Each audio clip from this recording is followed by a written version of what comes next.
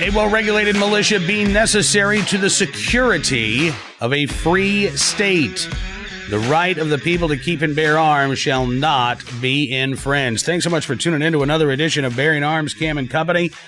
My name is Cam Edwards. It is great to have you with us today. Andrew Langer from the Institute for Liberty going to join us in just a matter of moments, talking about what is going on in Baltimore, Maryland, where the mayor is begging criminals to stop shooting one another because they need the hospital space. Andrew, also in the Peninsula District of Virginia, which is the site of the largest outbreak of the coronavirus in the state of Virginia, and a place where the restrictions have been a little bit tighter than they have been in other parts of the state where no cases of the virus have been reported. But you want to talk about tight restrictions. Let's talk about the shelter in place that is in place now for 7 counties in the San Francisco Bay Area, including the city of San Jose, where a gun store was actually ordered to shut down on Wednesday after the mayor declared that the gun store was not an essential business. Bullseye Bishop had crowds outside of the store starting over the weekend, continuing on throughout the week, but again, Mayor Sam Liccardo says, even during a state of emergency, your right to keep and bear arms is not essential. And so the store ordered to close. The store owner said, look, we're trying to get people the guns that they've already purchased. We have this stupid 10-day waiting period in California, but we're trying to give people the guns that they have already bought. The city said, look, you got to go get a waiver from the California Department of Justice, which is not likely to happen. The store owner complied with the order to close. Now, I've not been able to reach the store owner. I don't know if the store owner is considering legal action, but if I were the store owner, I would be considering legal action here. We have seen other gun stores in Pennsylvania declare that they are essential services, and they've said, we're staying open. It doesn't matter if the governor says non-essential businesses have to close. During a time of fear and uncertainty, we are an essential business, particularly when, you've got these new orders coming down in a number of cities around the country that certain nonviolent crimes are simply, not only are they not going to be a priority, they're not going to be addressed other than perhaps if you see the suspect, you take them into custody temporarily, you fingerprint them, you get their information, you fill out your paperwork, and then you let them go and you take that paperwork back to the detectives at the police department. And when all this settles down, then a bench warrant's issued for their arrest. There is legitimate concern about what these policies might mean in terms of public safety. So to deprive Americans of their right to keep and bear arms at this critical point in time, I do believe is an absolute infringement. Look, I'm not an attorney. I'm not a judge. I understand that in states of emergency, many states grant extraordinary powers to local governments. I understand all of those things. But I still think that this is worth fighting. So let's talk about it with Andrew Langer from the Institute for Liberty. Then we'll get to our hero of the day, our armed citizen story of the day, our recidivist report, our good deed of the day as well. But right now, take a look and a listen to our conversation with Andrew Langer from the Institute for Liberty. Andrew Langer, thank you so much, sir, for coming on the program. It's good talking with you. Always. So there is so much to talk about here. Let's start with Baltimore. Sure. You were very familiar with that city, having hosted shows on WBAL in Baltimore. We saw yesterday Mayor Jack Young, who has made some pretty asinine statements in the past, it must be noted, regarding violent crime. He has talked about setting up boxing rings for gang members to, punch it out instead of shoot it out. Faced with the first 5 coronavirus diagnoses in Baltimore, Mayor Young said on Wednesday afternoon, pleaded basically with the city's violent criminals to quit shooting each other for a while because they really need the hospital beds for coronavirus patients. So I have to ask you, Andrew, do you think appealing to the altruism of violent criminals in Baltimore is going to reap big results? Well, listen, and let's not forget that at the same time Mayor Young said this, the state's attorney, Marilyn Mosby, said essentially that they were going to stop arresting people unless it was for major crimes. Mm-hmm. So, this is such a recipe for a disaster. I mean, I've had my issues with Mayor Young since before he became mayor, when he was president of the city council and did essentially nothing over the course of many years to stem the problems in Baltimore. Then he fundamentally incapable, as you said, making these bizarre statements about dealing with crime. But here is the problem: is that we have a power structure in the city of Baltimore that seems not only unwilling to grasp the crisis that it's in, but as such, what it means is they completely don't understand these other crises when they get up. It is a city that was ill-equipped to handle even the most basic problems before. Now it's worse, with the irony, of course, being, Cam, that Baltimore is home to Johns Hopkins, which was doing some of the most advanced work on the coronavirus. But of course, they're no help because Johns Hopkins doesn't even want to bring on their own police force, which would certainly help stem the problem of violence in the Johns Hopkins neighborhood community. Yeah, we saw that, going back a year or so. Yeah. And there was talk again about, as you say, Johns Hopkins having their own campus police force. Ultimately, I think Michael Bloomberg got involved and said, you don't want that stuff. And you're right. I think Johns Hopkins has backed away. Of course, Michael Bloomberg is the big donor for the Bloomberg School of Public Health there at Johns Hopkins. And look, I've talked with Rob O'Donnell, former New York police officer, about this issue this week. I get the concern that if you have, packed jails, crowded prisons, and the virus starts to spread, it's really difficult to socially isolate yourself in a prison. Yeah. Right. It's difficult to distance yourself socially in prison. There are things that Rob suggested that could be done, such as feeding meals to inmates in their cells as opposed to having them congregate in the dining hall, limiting the communal activity. It could be that solitary confinement is seen as a privilege going forward and not as a punishment over the next couple of months. But when you start to get into this idea, when you start telling the public, hey, listen, there are going to be crimes that we're not responding to, or there are going to be crimes where, we may put a person in cuffs for a few minutes. We may take their information down, and then we're going to let them go. And when all this kind of calms down, we'll issue a bench warrant for the crime that we believe they committed. How does that not have an impact? First of all, let's say that every criminal in Baltimore says, I'm going to shelter in place. This is kind of scary. And crime doesn't go up. You're still adding to the fear and the uncertainty of the population there in Baltimore because of the orders that are now going out to law enforcement. Let's be really clear. The criminals in Baltimore are not sheltering in place. I know. When you combine it with the fact, of course, that Baltimore has some of the strict firearms control laws in the country, so people are not able to assert their rights to keep and bear arms. Now you're not going to arrest people, for nonviolent crimes. So essentially, this is an invitation for rampant criminality in a city that is already plagued with rampant criminality. So this is, listen, for me, I'm glad I'm able, frankly, to do my shows remotely, because Lord knows I don't want to drive through West Baltimore right now and sort of deal with the problems there. I've got colleagues who say to me, how can you drive up to the station through that neighborhood? I'm like, well, it's the quickest way in. I don't know if you remember, Cam, but it was 2 summers ago that I was coming off of doing a show and I got rear-ended in West Baltimore.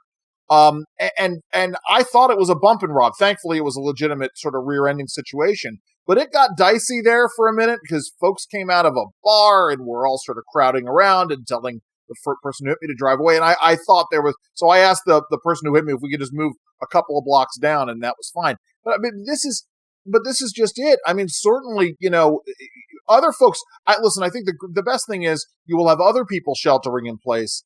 That will cut down on a certain level of crime in Baltimore. But given that most of the violent crime is criminal on criminal, I don't see any real change happening. Yeah. Well, and there is that, I suppose, that you're right, because Baltimore already has record high homicide rates, and they've had those for the last 5 years. They are, Baltimore is already a troubled city.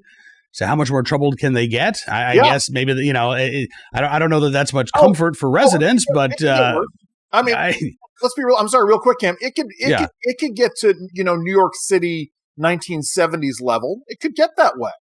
And we need that kind of a sea change in leadership that happened after 1977 to step in there and do something about it. Yeah. Now you talk about being glad that you're able to work remotely and not have to go into the studio there in Baltimore. that says a lot because of where you're working remotely from. You are in the Peninsula District of Virginia, which is where we have had an outbreak, and really the largest outbreak, I think, in the state of Virginia.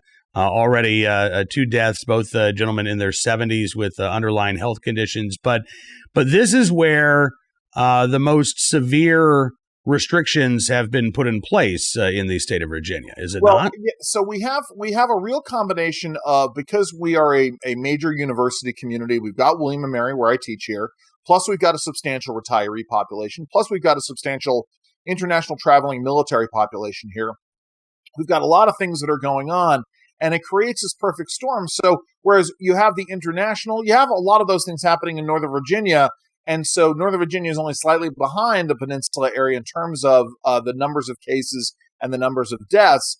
But because we have a higher percentage of retirees here, so a higher percentage of an elderly population, an at-risk population, that adds to it. And so it's been very interesting to sort of watch. And I think you know this. My wife is a medical care provider, so we're really on the front line sort of seeing this and seeing how things are playing out.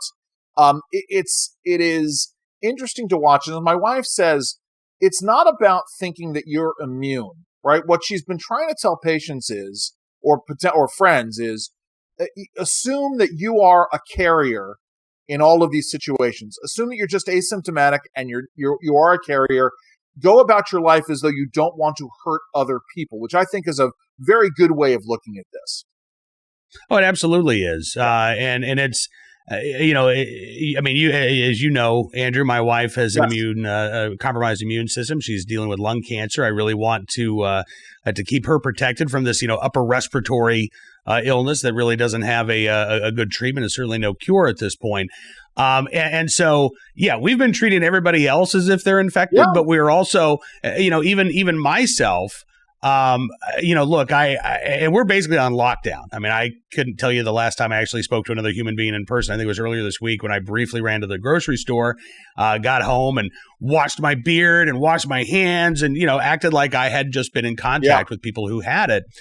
And I think that, particularly for those people who are at a higher risk, you really can't be too careful at this point. We're seeing reports now of individuals who we didn't know had underlying health conditions, individuals who are in critical condition in their 20s and in their 30s in hospitals. So, the idea that this is only something that old people have to worry about is simply not true. Even if you are healthy as a horse right now, you don't know what undiagnosed conditions you might actually have that could put you at a higher risk. And so the idea of assuming that you're infected, I think that's a great way to look at it, and I hope that people take your wife's advice there.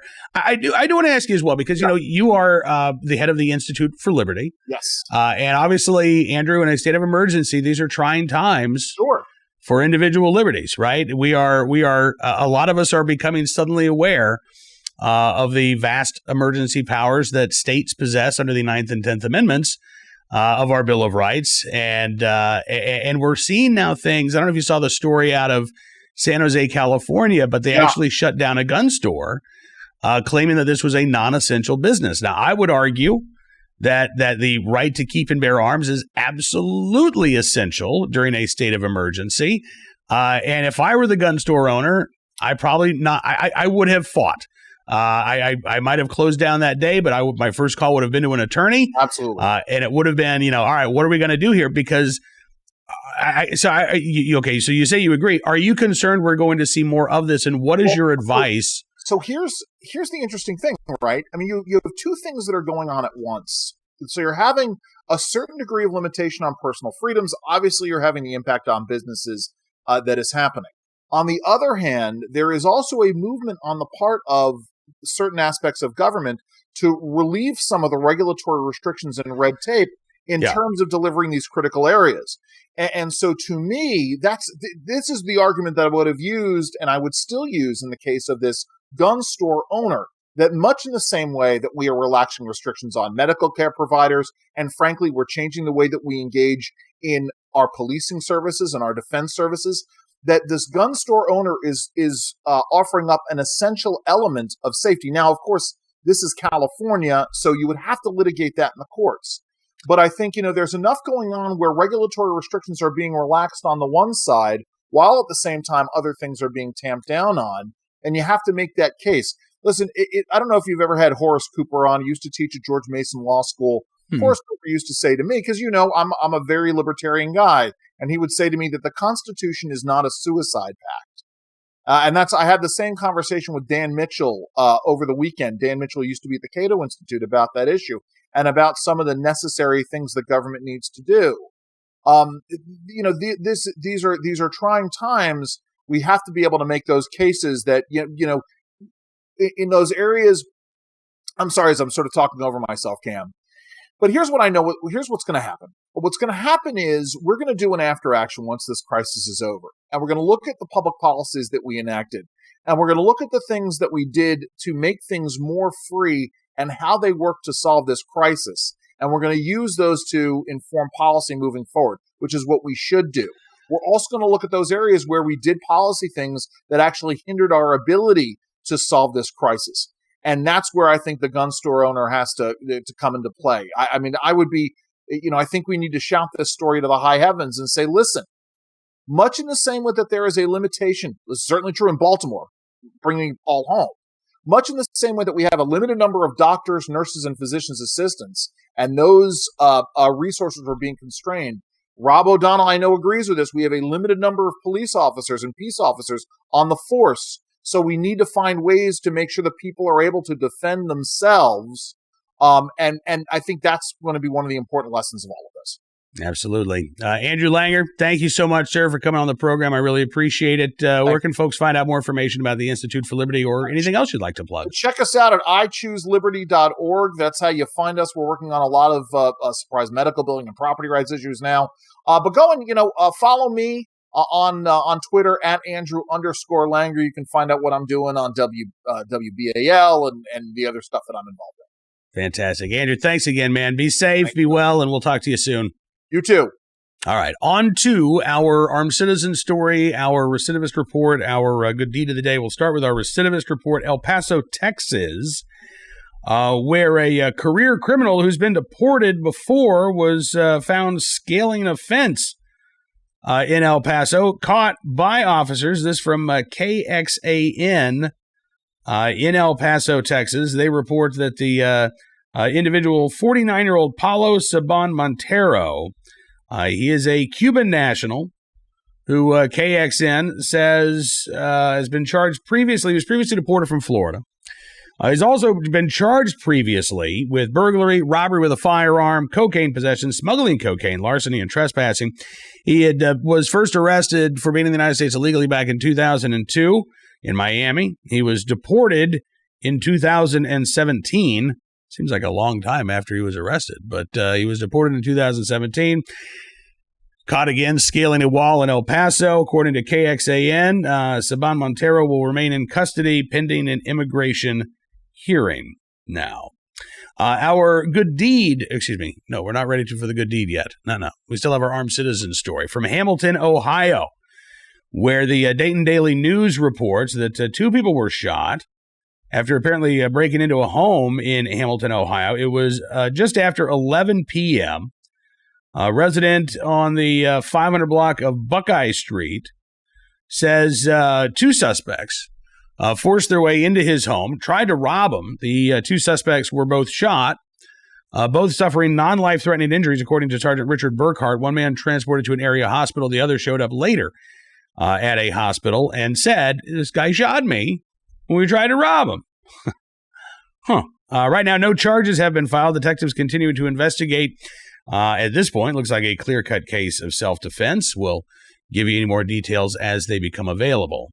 And finally, our good deed of the day. Yesterday we talked about all of those men and women around the country who are front-facing workers, whether it's, first responders, EMTs, doctors, nurses, folks in grocery stores, hardware stores, gun stores, the truck drivers, all of those folks who right now are working to keep the backbone of this country strong.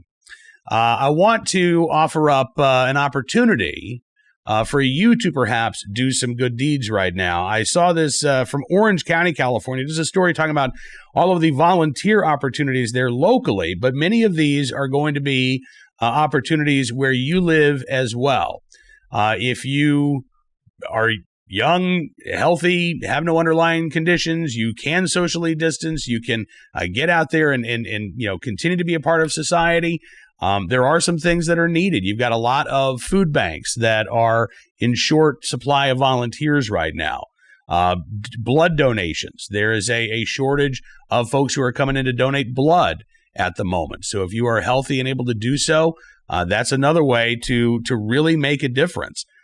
These are going to be challenging times. And, as we move forward over the next few weeks and we see the infection rate rise because we're now catching more cases, we also are starting to see more treatments, I think, that are starting to come online or at least see some results in some clinical trials. Those can hopefully be rushed to places where the outbreaks are particularly severe.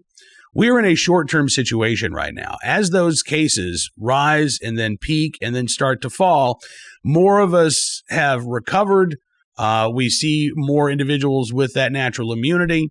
It's going to be critically important for those individuals as well to get back out there and to, again, pick up some of the slack that we are likely going to see, particularly in these volunteer situations. So if you are healthy, again, if you are able to socially distance yourself while you're out and about, if you have family who have underlying health conditions, I get it. Like I said, I'm basically on lockdown. I don't want to be roaming around Farmville every day where we have had one case reported, only one, and that was last week.